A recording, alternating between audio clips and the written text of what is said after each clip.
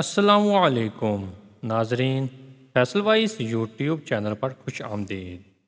ناظرین، زمین پر سورج گرہن اس وقت ہوتا ہے جب چاند گردش کے دوران سورج اور زمین کے درمیان میں آ جاتا ہے، جس کے بعد زمین سے سورج کا کچھ یا پھر پورا حصہ نظر نہیں آتا۔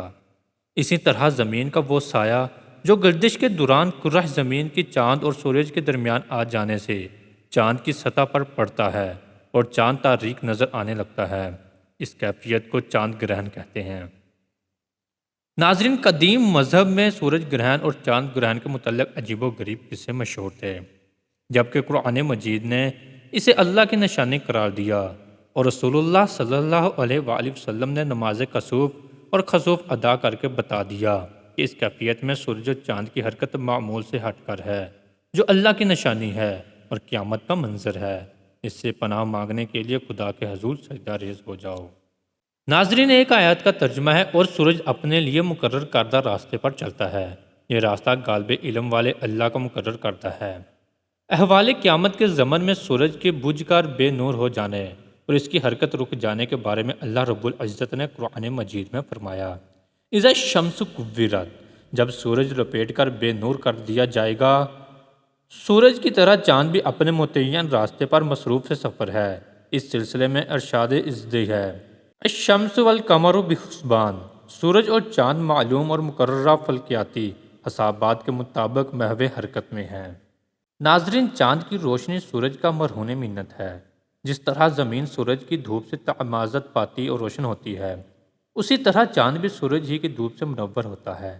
اللہ تعالیٰ نے علم اور عرفان سے عاری دور کے متداول نظریات کے خلاف قرآن مجید میں سورج کے لیے روشنی دینے والا اور چاند کے لیے روشن کیا جانے والا کے لفظ فرمائے۔ سورہ یونس میں فرمایا، وہی ہے جس نے سورج کو روشنی کا منبع بنایا اور چاند کو اس سے روشن کیا۔ ارشاد ہے، سنریہم آیاتنا فی الآفاق وفی انفسہم حتی یتبین لہم انہ الحق اولم یکفی بربک انہ علی کل شیء شہید۔ ہم ان قریب انہیں اپنی نشانیاں اطراف عالم میں اور خود ان کے ذاتوں میں دکھا دیں گے، یہاں تک کہ ان پر ظاہر ہو جائے گا کہ وہی حق ہے، کہ آپ کا رب آپ کی حقانیت کی تصدیق کے لیے کافی نہیں ہے کہ وہی ہر چیز پر گواہ بھی ہے۔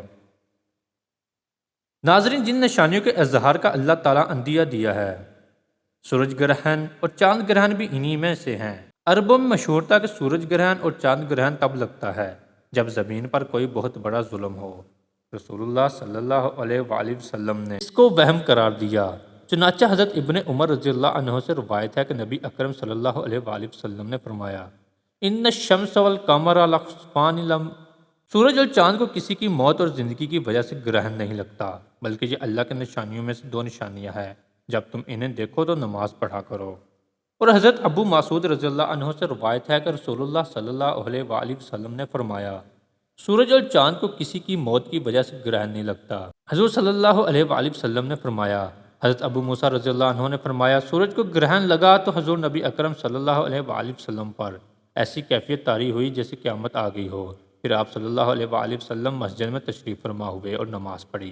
بہت ہی لمبے قیام رکوع سجود کے ساتھ میں نے آپ کو ایسا کرتے ہوئے کبھی نہیں دیکھا، اور فرمایا کہ یہ نشانیاں ہیں جن کو اللہ تعالیٰ بھیجتا ہے، یہ کسی کی موت یا زندگی کی وجہ نہیں، بلکہ اللہ تعالیٰ اپنے بندوں کو ڈراتا ہے۔ جب تم ایسی کوئی بات دیکھو تو اللہ کے ذکر اور دعا اور استغفار کی طرف دوڑا کرو۔ ناظرین، یہ بات بھی اکثر کہی جاتی ہے کہ حاملہ عورت کو اگر سورج یا چاند گرہن کے وقت لوہے کی کسی بھی تیز چیز جس میں کینچی، چھری وغیرہ شامل ہے کا استعمال کرے تو پیدا ہونے والا بچہ معذور پیدا ہوگا۔